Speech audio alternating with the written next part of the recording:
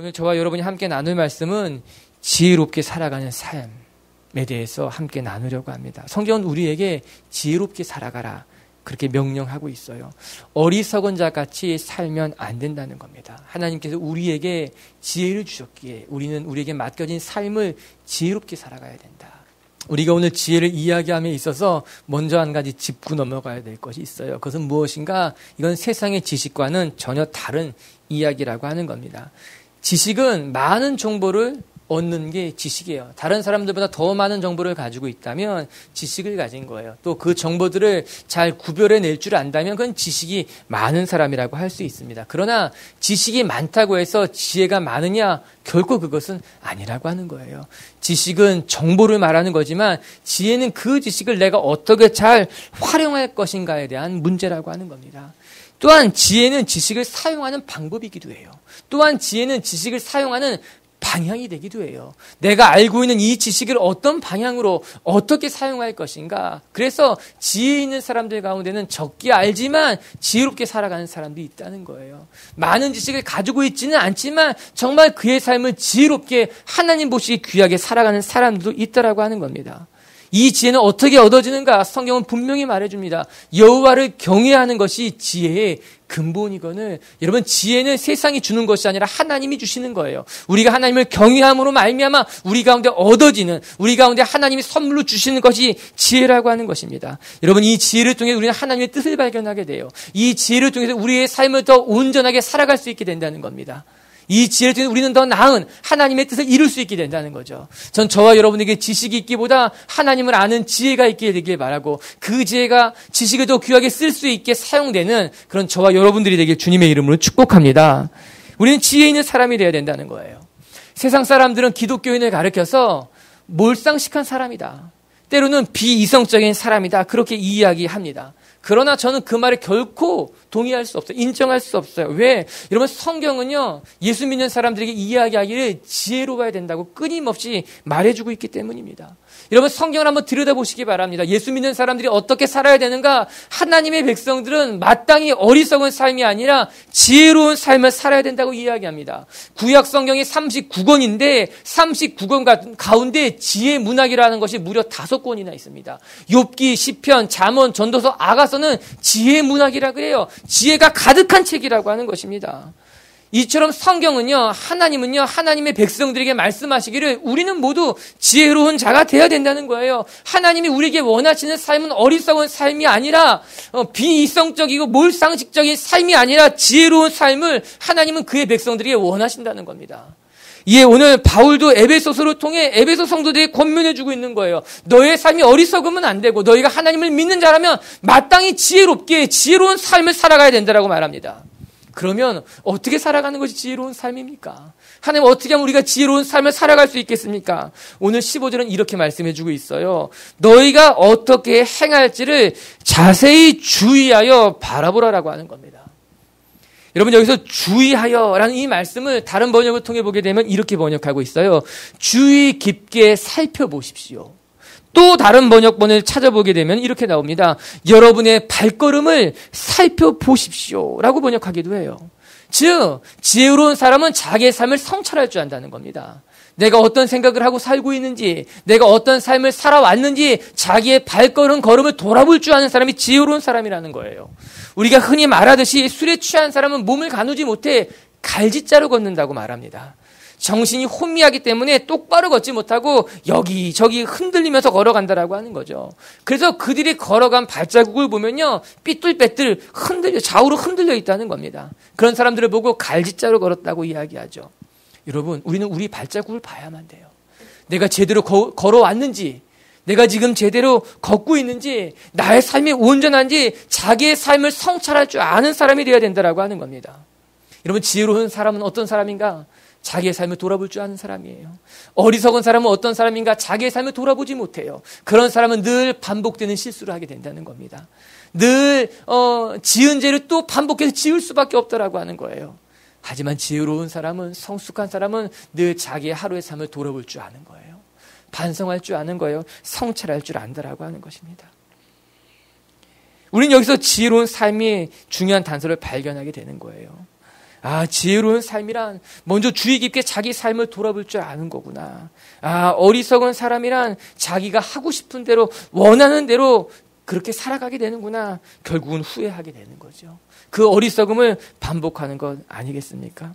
사랑하는 우리 빛주의 성도 여러분, 전 저와 여러분의 삶이 날마다 성찰하고 돌아보고 반성하는 것으로 말미암아 매일매일 성숙해져가는 분들이 되길 주님의 이름으로 축복합니다.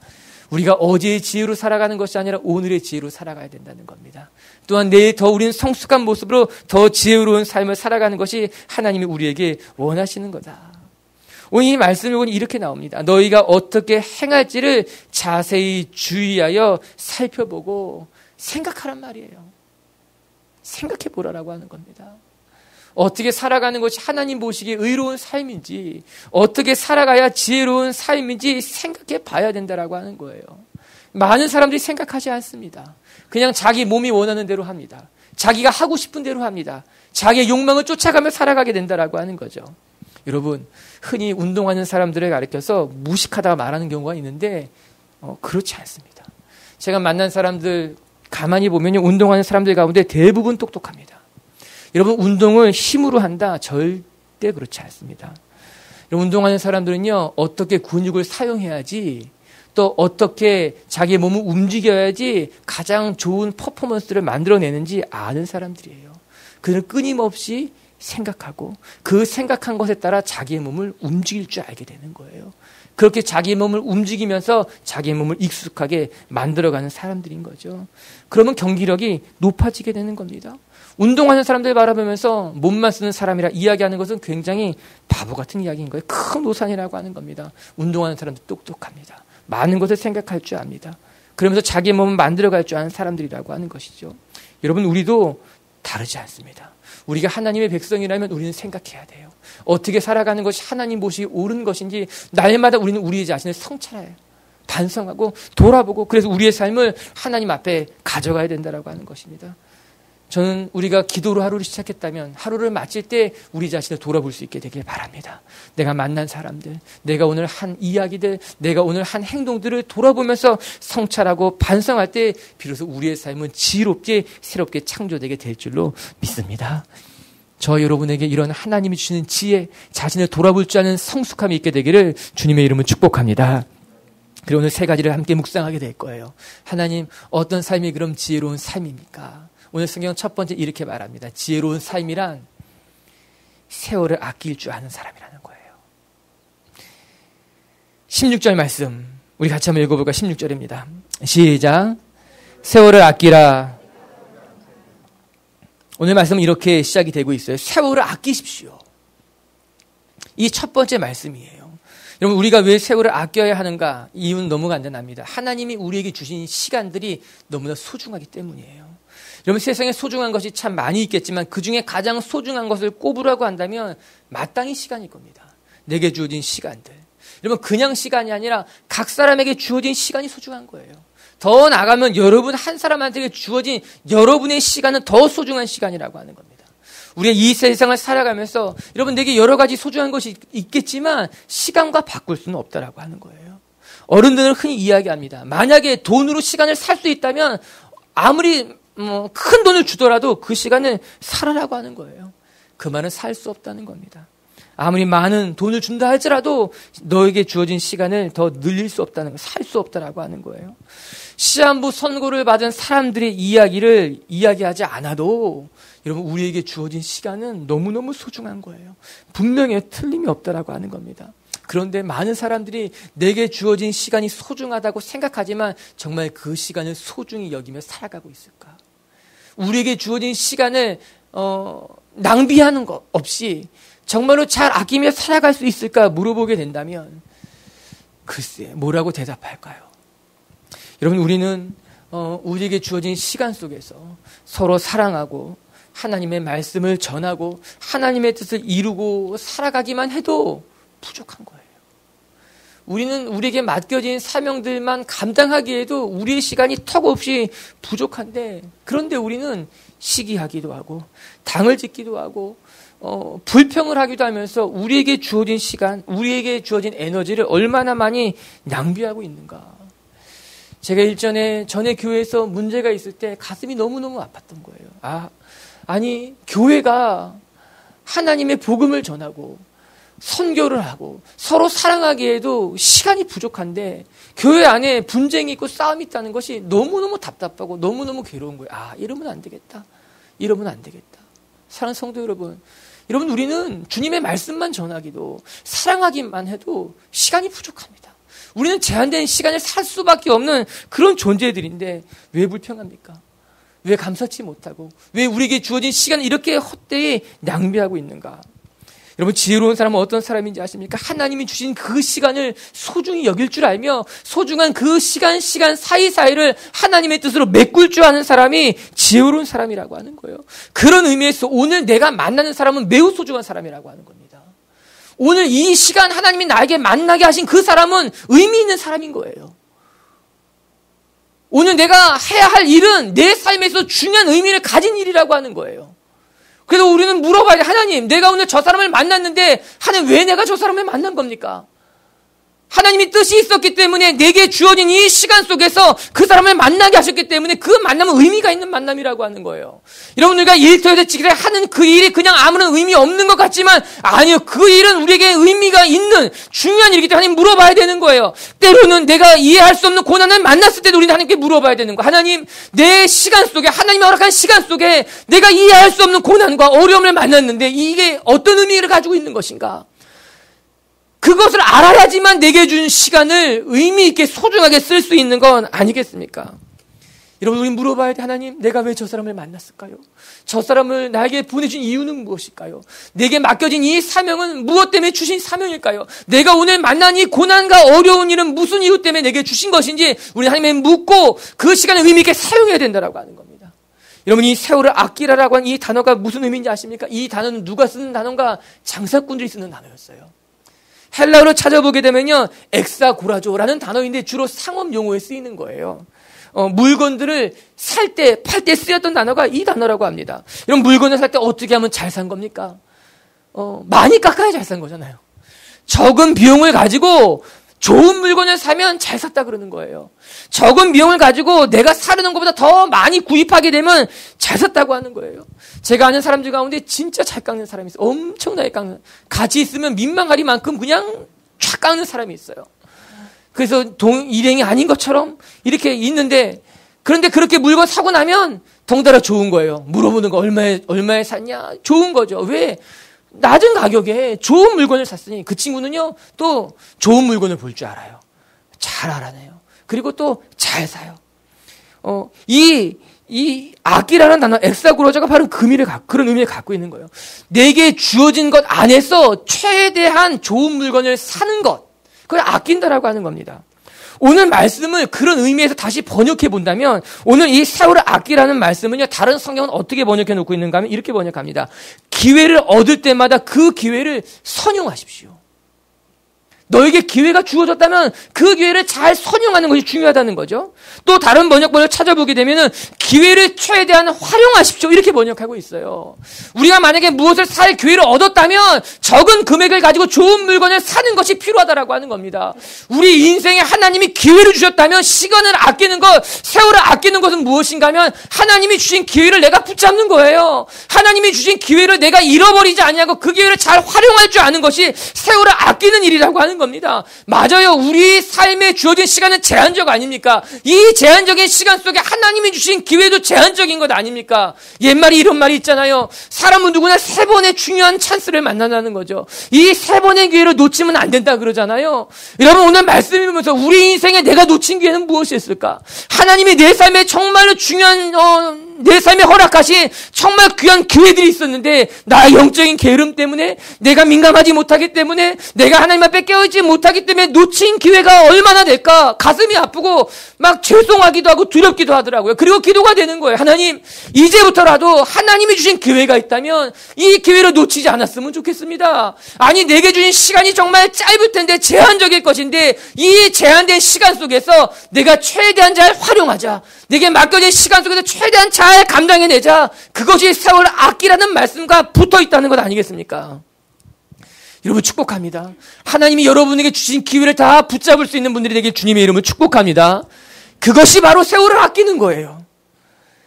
오늘 말씀은 이렇게 이어지잖아요. 세월을 아끼라. 왜냐? 때가 악하다는 거예요. 우리가 살고 있는 이 시대가 악하기 때문에 세월을 아껴야만 된다라고 하는 겁니다. 여러분, 이 세대는 악한 세대예요. 우리가 살고 있는 이 세대는요, 진리를 거짓으로 바꿔놓는 세대예요. 악을 선이라고 말해요. 선은 불필요한 것이라고 말해요. 그것을 우리는 바라보지 않아야 된다고 말해요. 거짓이 진짜인 시대가 됐고요. 진짜가 거짓으로 뒤바뀐 시대가 우리가 살고 있는 시대 아닙니까? 더 안타까운 것은요, 세상은 더 악해질 거예요. 물론 사람들은 말합니다. 문명적으로는 발전할지 몰라요. 이 세상은 더 편리한, 편한 세상이 될 수 있을지도 몰라요. 그러나 세상은 더 편해질지는 모르지만 그 가운데 빈부의 차는 더 커질 거예요. 편안한 것을 누리는 몇 명의 사람들이 있을지 모르지만 그것을 못 누리는 더 많은 사람들은 더 큰 고통을 받게 될지도 몰라요. 이 세상은 발전하는 것 같지만 성경은 이 세상은 점점 악해져 가고 있다고 말하고 있는 거예요. 우리가 깨어있지 못하다면, 우리가 분별하지 못하다면 우리는 진리가 진리인지 모른 채 살아가는 것이고 거짓을 진리로 뒤바뀐 시대 속에서 우리의 마음을, 우리의 삶을 빼앗길 수 있다라고 하는 겁니다. 이런 시대 속에서 시간은 더 소중한 거예요. 우리는 세월을 아껴야만 되는 거예요. 이 시간 속에서 내게 맡겨진 걸 잘 감당해야 된다라고 하는 겁니다. 예수님의 말씀이 생각이 났어요. 예수님은 이야기하셨어요. 내가 있을 때 아직 나시니 밤이 이르기 전에 우리에게 감당해야 될 것을 감당해야 된다는 겁니다. 사랑하는 성도 여러분, 하나님이 여러분에게 기회를 주실 때, 하나님이 여러분에게 아직 시간을 주실 때 우리는 밤이 오기 전에 우리에게 맡겨진 사명 잘 감당할 수 있는 하나님의 사람들이 되기를 바랍니다. 세월을 아끼라. 때가 악하니라. 하나님이 주신 시간을 소중히 여기며 그 시간 속에서 우리에게 맡겨진 것 감당할 수 있는 분들이 되기를 주님의 이름으로 축복합니다. 두 번째, 지혜로운 삶은 어떤 삶인가? 성경은 이렇게 말하고 있어요. 하나님의 뜻을 분별할 줄 아는 삶이 지혜로운 삶이라고 하는 겁니다. 하나님의 뜻을 분별하지 못한다면 어리석은 삶이다. 우리 17절의 말씀을 같이 읽어볼게요. 시작. 그러므로 어리석은 자가 되지 말고 오직 주의 뜻이 무엇인가 이해하라. 여러분, 세월을 아끼기 위해 우리에게 가장 필요한 것이 무엇일까요? 단 한 가지입니다. 하나님의 뜻을 아는 것입니다. 우리가 하나님의 뜻을 제대로 알면 우리는 시간을 절약할 수 있게 됩니다. 우리가 하나님의 뜻을 제대로 알게 된다면 우리는 결코 길을 돌아가지 않게 될 것입니다. 우리는 시간과 에너지를 낭비하지 않고 하나님이 원하시는 길을 걸어갈 수 있는 것 아니겠습니까?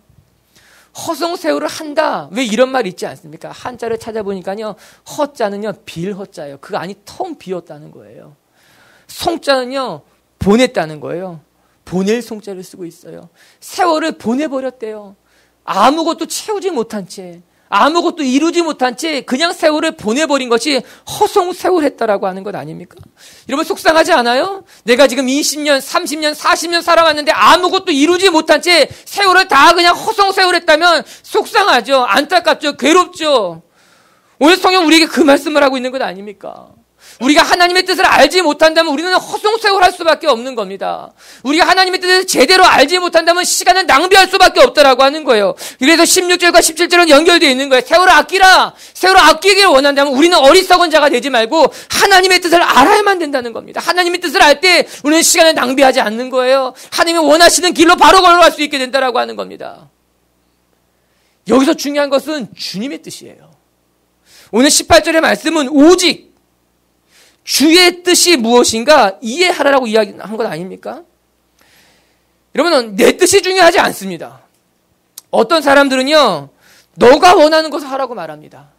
너가 즐거워하는 건, 넌 소중한 사람이기 때문에 내가 원하는 건, 내가 즐거워하는 건, 내가 잘하는 것을 하라고 말합니다. 내가 행복할 수 있는 것을 찾으라고 말합니다. 물론 저는 그 말이 틀린 말은 아니라고 생각합니다. 우리는요, 내가 잘하는 것이 무엇인지 알아야 돼요. 내가 즐겁게 할 수 있는 일을 찾아야 되는 것도 맞아요. 그 일을 통해서 내가 얼마나 행복해져야 되는가, 그것도 소중한 일임에 맞아요. 그러나 더 중요한 일이 있다는 거예요. 그건 무엇인가? 하나님이 원하시는 뜻이라는 거예요. 내가 원하는 것도 중요하고요, 내가 잘하는 것도 중요하고요, 나를 즐겁게 할 것도 중요하지만 그보다 더 중요한 것이 있는데, 내 삶에 하나님이 가지고 계신 오리지널 디자인, 하나님의 계획, 하나님의 뜻이 무엇인지를 아는 것이 중요하다라고 하는 거예요. 하나님은 우리에게 자원하는 마음을 주셔서 행할 때가 있어요. 때로는 하나님은 우리에게 소원하는 마음을 주셔서 그 일을 기뻐하게 하실 수도 있어요. 그러나 그 가운데도 우리가 잊지 않아야 될 거예요. 하나님, 내가 지금 있는 곳이 하나님이 원하시는 곳입니까? 내가 지금 하고 있는 일이 하나님이 원하시는 뜻입니까? 내가 지금 즐거워하는 것이 주님이 원하시는 일이냐고 우리는 끊임없이 하나님 앞에 물어봐야 된다는 겁니다. 내가 좋아하는 것도 중요하지만 우리는 하나님이 더 기뻐하실 일에 헌신하는 사람들이 되어야 된다라고 하는 거예요. 내 삶을 향한 하나님의 목적, 뜻, 계획을 발견할 때 비로소 우리는 진짜 행복이 무엇인가, 내가 걸어가야 될 진짜 길을 발견할 수 있는 것 아니겠습니까? 오늘 말씀은요, 너가 원하는 것뿐만 아니라 이 시대가 요구하는 것보다 더 중요한 일이 있다는 거예요. 하나님의 뜻은요, 내가 원하는 것보다 더 중요해요. 또 나아가면요, 이 시대가 나한테 요구하는 것보다 더 중요하다라고 하는 겁니다. 여러분, 이 시대는 우리에게 요구하는 게 많잖아요. 어떤 스펙이 필요하다고 이야기합니다. 아니, 또 이 시대는 우리에게 이렇게 준비하라고 말하고 있는 것 아닙니까? 이런 삶을 살아야 된다고 이 시대가 우리에게 끊임없이 이야기하잖아요. 그런데 그거보다 더 중요한 것이 있다는 거예요. 하나님의 뜻을 준비하는 거죠. 이 세상이 요구하는 것을 준비하는 것보다, 이 세상이 원하는 세상보다 하나님이 원하시는 것, 하나님이 내게 주문하는 것을 발견하는 것. 가끔 사람들을 만나면요, 헛똑똑이가 있어요. 똑똑해요. 똑똑한 사람이에요. 많이 알고 있어요. 빈틈이 없어 보여요. 그런데 결정적일 때마다 넘어져요. 결정적일 때마다 이게 부족한 거예요. 결정적일 때마다 뭔가 모자란 거를 발견하게 되는 거예요. 이 사람이 똑똑한 사람인데, 이 사람이 대단한 사람인데, 우린 그런 사람들을 가르쳐서 헛똑똑이라고 이야기합니다. 똑똑한 것 같은데 똑똑하지 않은 거예요. 대단한 것 같은데 뭔가 결정적인 결함을 가지고 있다라고 하는 거예요. 지혜로운 것 같고 자기 것을 잘 챙기는 것 같고 세상에서 잘 나가는 것 같지만 결정적일 땐 부족하다는 거죠. 왜 그런 것일까? 그의 삶에 자기의 뜻, 세상이 요구하는 것을 갖고 있을지는 모르지만 하나님의 뜻을 알지 못하기 때문에 그렇다는 거죠. 성경대로 말씀해 보면 진짜 지혜로운 사람은 아니라고 하는 거예요. 진짜 지혜로운 사람은 어떤 사람인가? 나를 향한 하나님의 뜻, 주님의 뜻이 무엇인지 발견할 줄 아는 사람이 지혜로운 사람이다. 전 고린도전서 1장 25절을 좋아해요. 굉장히 좋아하는 말씀이에요. 같이 한번 읽어볼까요, 우리? 시작. 하나님의 어리석음이 사람보다 지혜롭고 하나님의 약하심이 사람보다 강하니라. 하나님의 어리석음이 사람의 지혜로움보다 낫다는 겁니다.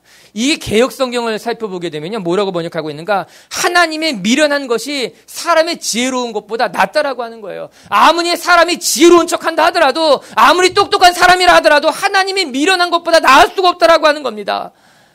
하나님의 연약한 것이 사람의 강함보다 더 낫다라고 이야기하고 있는 거예요. 너무 좋은 말씀이에요. 제가 그렇구나. 그래도 그냥 하나님을 의지하는 거예요. 내가 아무리 모든 것을 알고 있는 것 같고 내 경험이 풍부한 것 같아도 우리는 결정적일 때마다 하나님을 의지하게 되는 거예요. 하나님, 내가 지혜로운 것보다 하나님의 미련한 것이 더 나으니 난 나의 지혜를 내려놓겠습니다. 난 나의 경험을 내려놓겠습니다. 난 내가 만난 나를 돕는 사람들 다 내려놓고 하나님의 방법, 하나님의 뜻, 하나님을 의지하겠다고 고백하게 되는 거죠. 왜? 하나님의 미련한 것이 사람의 지혜로움보다 낫기 때문인 겁니다. 그래도 우리는 하나님의 뜻을 여쭙는 거예요.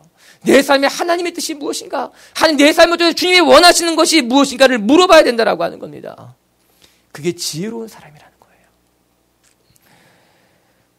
오늘 여기 단서가 하나 덧붙여 있어요. 어떤 단서가 덧붙여 있는가? 그러므로 어리석은 자가 되지 말고 지혜로운 주의 뜻이 무엇인가 이해하라. 말씀에 단서로 붙어 있는 것은 어리석은 자가 되지 말라는 겁니다. 우리말 성경을 보면은 지각이 없는 사람처럼 되지 마십시오. 이 어리석은 자는 어떤 사람인가? 지각이 없는 자라는 거예요. 분별력이 없는 사람이라는 거예요. 감각이 마비된 사람이라고 하는 거예요. 그래서 깨달을 수 없게 된다라고 하는 겁니다.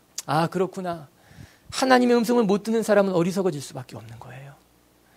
우리를 향한 하나님의 뜻을 발견하지 못하는 사람은 어리석은 자가 될 수밖에 없다라고 하는 거예요. 우리의 모든 감각이 마비된 것으로 말미암아 하나님 뜻을 발견할 수 없게 되고 우리가 하나님의 뜻과 마주칠 수 없게 된다라고 하는 거죠. 그런 사람을 가리켜서 어리석은 사람이라고 이야기하는 겁니다. 여러분, 어리석은 사람이에요? 지혜로운 사람이에요? 하나님의 음성을 들을 수 있도록 모든 감각기관이 끼어있는 사람이에요? 아니면 모든 감각기관이 죽어있는 사람이에요? 지각이 멈춰있는 사람이에요? 우리는 엘리야를 잘 알고 있어요. 여러분, 엘리야는 그 인생의 슬럼프에 빠져있을 때 그의 삶의 절벽 끝에서 세미한 하나님의 음성을 듣습니다. 그 세미한 세미한 하나님의 음성이 결국 엘리야를 회복시키기 시작합니다. 엘리야에게 새로운 사명을 허락한 것 아닙니까? 엘리야가 무엇 때문에 살아나는가? 하나님의 세미한 음성을 들을 때 엘리야는 살아나기 시작했다라고 하는 거예요. 맞아요. 오늘 우리도 하나님의 이 세미한 음성을 들을 줄 알아야 되는 거예요. 우리에게 속삭이신 하나님, 우리에게 귀에 가까이 되시고 말씀하시는 그 하나님의 음성을 들을 때 우리 하나님의 뜻을 발견하게 되는 것이고, 그 하나님의 뜻 가운데 내가 가야 할 곳과 일어나야 할 곳과 내가 해야 할 일들을 발견할 수 있는 것 아니겠습니까? 전 저와 여러분에게 이 세밀한 음성을 들을 수 있는 분별력이 있게 되길 주님의 이름으로 축복합니다.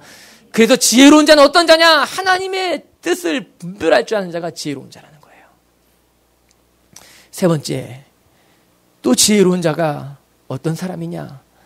어떻게 살아가야지 지혜로운 삶을 살아갈 수 있겠는가? 첫 번째, 세월을 아끼라 그랬죠. 이 지혜로운 사람은 세월을 아껴야 돼요. 허송세월하면 절대 안 돼요. 두 번째는 주님의 뜻을 분별할 줄 아는 자가 지혜로운 사람이에요. 그리고 세 번째는 성령 충만한 사람이 지혜로운 사람이라는 거예요. 18절을 같이 읽어볼게요. 시작. 오직 성령으로 충만함을 받으라. 아멘. 다시 한번 큰 목소리로 한번 읽어볼까요? 시작. 술 취하지 말라. 이는 방탕한 것이니 오직 성령으로 충만함을 받으라. 오늘 성경은 성령으로 충만함을 받으라 이렇게 말씀하고 있습니다. 성령 충만함을 받아야 한다 이렇게 말하지 않았어요. 성령 충만함이 필요하다 이렇게 말하지도 않았어요. 가능하다면 성령 충만을 받으라 말하지도 않았어요. 오늘 말씀은 정확하게 성령 충만함을 받아라 라고 명령하고 있다라고 하는 겁니다. 우리가 하나님의 백성이라면 우리는 마땅히 성령 충만한 삶을 살아야 된다는 거예요. 그런데 많은 사람들이 오해합니다. 성령 충만하면 무식해진다고 잘못 생각하는 사람이 있어요. 성령 충만한 사람은 무식한 사람이라는 거예요. 막 앞뒤를 안 가리고 앞뒤 안 보고 막 달려가는 사람이 성령 충만한 사람일까? 절대 그렇지 않습니다. 여러분, 성령 충만해지면요 무식해지지 않습니다. 무식한 사람이 성령 충만한 사람 아닙니다. 그거는 성령 덜 충만한 사람인 거예요. 그냥 조금 맛본 사람이 그런 사람이 성령 충만한 사람은 어떤 사람인지 아십니까? 지혜로운 사람이에요. 성령 충만해지는 순간 지혜로워지는 거예요. 무식해지는 것이 아니라 하나님이 만들어주신 이성이 회복되는 거예요. 내가 무엇을 말해야 될지, 내가 무엇을 말하지 않아야 될지, 내가 어디에 있어야 될지, 어디를 가야 하지 말아야 될지, 내가 누구를 만나야 할지, 누구를 피해야 될지 성령 충만해지면 깨닫게 된다는 거예요. 지혜로워져야 된다는 거예요. 그게 성령 충만한 삶의 모습이라고 하는 거예요. 많은 사람들이 착각하고 있어요. 성령 충만해지면요 가슴은 뜨거울지 모르지만 막 불이 탈지 모르지만 어느 때보다 냉철해지는 거예요. 분별력을 갖게 되는 거예요. 내가 어떤 삶을 살아가야 될지 보이기 시작한다라고 하는 겁니다. 이에 바울의 에베소 성도들이 말해주고 있어요. 지혜로운 삶은 무엇이냐? 성령 충만해야 가능하다라고 하는 거예요. 그런데 교회에서 가장 많이 사용하는 말 중에 하나가 성령 충만이지만 많은 사람들이 성령 충만을 사모하지 않더라고요. 많은 사람들이 성령 충만에 대해 오해하고 있더라고요. 또 정의가 다 달라요. 어떤 사람은 성령 충만해지면요 막 은사가 일어나고 기적이 일어나고 그런 사람들만 성령 충만하다고 생각하는 사람도 있어요. 또 어떤 사람들은 성령 충만하면 그냥 말씀이 충만한 거야. 예수 믿으면 성령 충만해지는 거야. 막 요란하면 안 돼. 이렇게 또 말하는 사람도 있어요. 조금씩 교단마다 다르기도 하고 자라온 신앙 배경마다 다르기도 하고. 하지만 제가 오늘 말씀을 묵상하면서 기도하게 된 것이 한 가지가 있다는 거예요. 무엇인가? 하나님, 오늘 말씀은 함께 묵상하고 함께 나누면서 우리 성도들이 성령 충만함을 사모하게 하여 주시옵소서. 우리 모두가 하나님 성령 충만하기를 사모하는 성도들이 되었으면 좋겠다. 여러분, 오늘 말씀이 귀하지 않습니까? 여러분, 성령 충만해지면 지혜로워진다는 거예요. 하나님의 뜻을 분별할 수 있게 된다는 거예요. 성령 충만하게 되면 세월을 아낄 수 있는 사람이 된다라고 하는 것입니다. 가슴만 뜨거워지는 것이 아니라 오늘 말씀이 이렇게 시작이 되잖아요. 술 취하지 말라. 성령 충만한 모습과 술 취한 모습이 일면 비슷한 모습이 있기 때문에 함께 이야기한 건 아닙니다. 여러분, 술에 취하면 어떻습니까? 이걸 성도들한테 물어보는 게 조금, 일부 때 제가 물어보고 나서 잘 물어본 것인지 우리 성도들이 알 수가 없을 거 아니에요. 그렇죠? 할렐루야. 술 취하면 어떻게 될까? 술 취하면 술 기운이 우리를 인도하잖아요. 어떤 사람은 막 말이 많아진다 그러더라고요. 어떤 사람은요 그냥 푹 잠들어 보인다고 그러더라고요. 어떤 사람은요 한 말을 또 하고 한다 그러더라고요. 왜 그럴까? 자기 정신이 아닌 거죠. 술 기운이 있는 거죠. 그 술 기운이 나를 막 이끌어가는 거예요. 성령 충만하면 똑같다는 거예요. 성령이 충만해지는 그 순간 우리는 내 욕심대로 살지 않게 되는 거예요. 내 뜻대로 살지 않게 되는 거예요. 내 감정이 중요하지 않게 된다는 거예요. 성령 충만해지는 순간 우리의 삶을 성령님께서 이끌어가기 시작하게 되는 거예요. 성령이 이제 하나씩 하나씩 이끌어가게 된다라고 하는 거예요. 얼마 전에 우리 아이하고 자전거를 같이 탔는데 둘이 타는 자전거를 탔는데 제가 앞에서 타고 우리 둘째는 뒤에서 탔어요. 뒤에 자전거도 핸들이 있어요. 근데 그 핸들은 내 안장에 붙어있는 핸들이었어요. 그는 포민 핸들. 그 자전거는 누가 운전했는가? 물론 페달은 우리 아이가 저었어요. 힘껏 저어라. 열심히 막. 하지만 운전은 제가 했어요. 가고 싶은 곳은 제가 가고 싶은 대로 간 거예요. 더 좋은 곳으로, 아이에게 필요한 곳으로 제가 이끌어갔다는 거예요. 성령 충만함은 내 삶은 내가 이끌어가는 게 아니에요. 내가 원하는 곳이 아니라 내가 가고 싶은 곳을 넘어서서 하나님이 나에게 보여주실 땅으로 하나님이 나를 이끄시는 곳을 인도하는 것이 성령 충만한 삶이라고 하는, 성령이 이끌어가는 삶인 거예요. 할렐루야. 기대가 되지 않습니까? 성령님이 우리를 이끌어간다는 거예요. 하나님이 원하시는 곳으로, 하나님이 보여주고 싶은 곳으로. 여러분 19절과 20절의 말씀도 같이 한번 볼게요. 시작.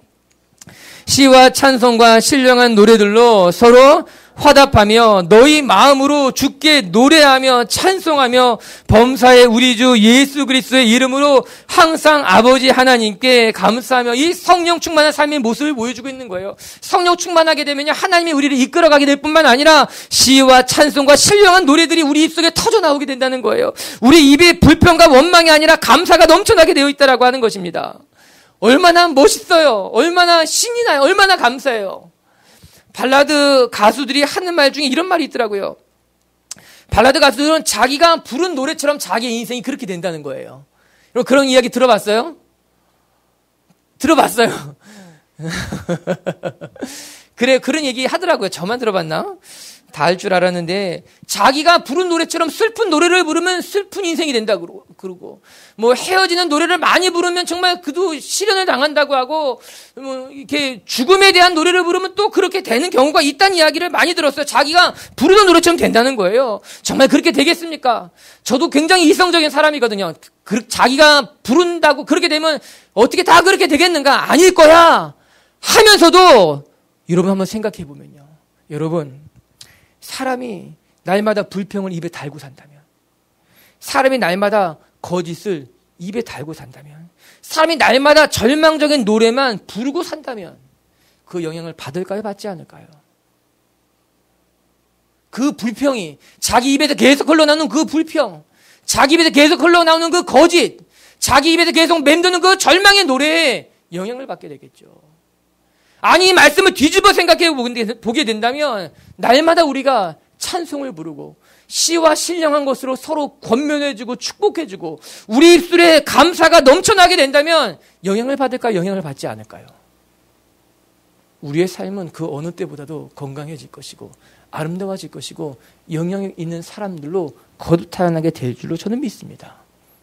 그 삶이 아름다운 삶인 거죠. 성령 충만한 삶이란 어떤 삶인가? 내 입술에 불평과 원망과 거짓과 절망의 노래가 다 끊어지게 되고 찬송을 하게 된다는 거예요. 시와 신령한 노래들로 서로 권면해주고 칭찬해주고 축복해주게 된다라고 하는 거예요. 그게 성령 충만한 삶이라고 성경이 이야기해 주는 건 아니겠습니까? 여러분 입술에 이 찬송이 가득하게 되길 바랍니다. 권면해주고 칭찬해주고 축복해주는 것이 가득할 수 있게 되길 바랍니다. 아멘. 옆에 사람 축복해요. 당신은 참 멋있는 사람입니다. 당신은 잘 될 겁니다. 무조건 잘 될 겁니다. 하나님이 사랑합니다. 축복해 주세요. 지금 남이 잘 되는 게 싫습니까? 웃으면서 좋은 일이죠. 감사한 일이죠. 여러분 잘 될 거예요. 하나님이 함께 하시기 때문인 거예요. 우리가 성령을 쫓지 않고, 우리가 성령을 쫓고 내 욕심을 쫓지 않고 성령을 쫓고 살아간다면, 여러분 21절의 말씀은 더 멋져요. 21절 시작. 그리스도를 경외함으로 피차 복종하라. 아멘. 우리는 성령 충만한 사람은 독불장군이라는 생각이 있어요. 성령 충만한 사람들은 막 자기가 하고 싶은 대로 하고, 성령 충만한 사람은 자기의 주장을 막 강조하고 이야기하고 그런데 그렇지 않다는 거예요. 너무나 잘못된 모습이에요. 여러분, 성령 충만한 사람은요, 자기 뜻을 주장하지 않는다는 거예요. 오늘 뭐라고 나옵니까? 피차 서로 복종한다는 거예요. 성령 충만한 사람들은요, 서로 복종해준다는 거예요. 서로 순종해준다는 거예요. 아, 너의 말이 맞아. 그래, 좀 나와는 다르지만 내가 너의 의견에 맞춰갈게. 내가 너의 뜻에 복종할게. 내가 너 가는 대로 함께 가줄게. 오리를 가자 그러면 십리도 갈 수 있어. 겉옷을 달라 그러면 속옷까지 줄 수 있어. 왜? 성령 충만하기 때문에 가능하다는 거예요. 여러분, 성령 충만한 사람은요, 고집불통이 아닙니다. 반드시 그걸 해야 된다고 주장하지 않습니다. 성령 충만한 사람은요, 서로 복종해 준다는 거예요. 서로 인정해 준다는 거예요. 나와 생각이 달라도 그래, 이번엔 네 뜻대로 한번 해보자. 하나님이 함께 하실 것이기 때문에 그렇게 해도 잘 될 거야. 난 할 수 있을 거야. 이게 성령 충만한 사람의 모습이라고 하는 겁니다. 물어보고 싶어요. 여러분, 순종하시는 분이에요? 순종 못하는 사람들이에요? 여러분, 돌아보십시다. 내가 말한 것이, 내가 살아온 삶이, 나의 발자국이 잘 찍혔는지 날마다 우리는 성찰할 줄 알아야 돼요. 반성할 줄 알아야 돼요. 그리고 세 가지 모습을 보여줍니다. 첫 번째, 지혜로운 자의 삶은 세월을 아낄 줄 안다는 거예요. 하나님이 우리에게 주신 시간이 너무나 소중하기 때문에, 이 때가 너무 악하기 때문에 우리는 세월을 아껴야 돼요. 하나님이 주신 기회를 붙잡을 줄 알아야 돼요. 두 번째, 지혜로운 사람은 나를 향한 하나님의 뜻을 분별할 줄 안다는 겁니다. 나의 뜻이 아니라, 세상의 요구가 아니라 나를 향한 주님의 계획, 오리지널 디자인, 주님의 뜻을 분별할 줄 아는 사람이 지혜로운 자라는 거예요. 세 번째, 지혜로운 사람은 성령 충만한 사람이다. 성령 충만해지면 무식해지는 게 아니라 지혜로워진대요. 우리 입에 찬송과 감사가 넘쳐나게 되고 서로가 서로를 복종해주며 주님을 따라가게 된다는 거예요. 빛의 교회 성도 여러분, 저와 여러분이 그렇게 성령 충만한 모습으로 하나님의 나라를 함께 만들어갈 수 있게 되기를 주님의 이름으로 축복합니다.